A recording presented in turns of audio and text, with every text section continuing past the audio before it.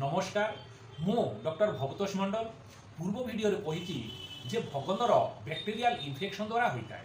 यही इन्फेक्शन जो साइनस बा रंध्र सृष्टि हुए। यही रंध्र बा साइनस गुड़िक छोट बा बड़ हो पारे, सीधा बा अंका बंका हो पारे, एकाधिक शाखा विशिष्ट हो पारे।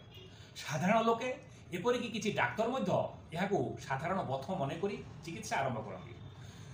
एपरी पथ बाहर हठात एंटीबायोटिक जातीय औषध सेवन करतु ना, पचिबा दिंतु। गरम पानी रे लुण पकाई सेक दिंतु। पचि फाटी जावा परे अभिक डाक्तर पाखक जाई प्रकृत में ताहा बथ ना भगंदर जानतु।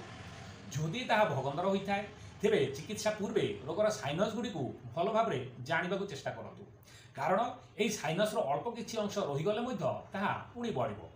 जितेबेले यही साइनस गुड़िक बहुत बड़ अंका बंका बा एकाधिक शाखा विशिष्ट हुए, सेतेबेले ताहा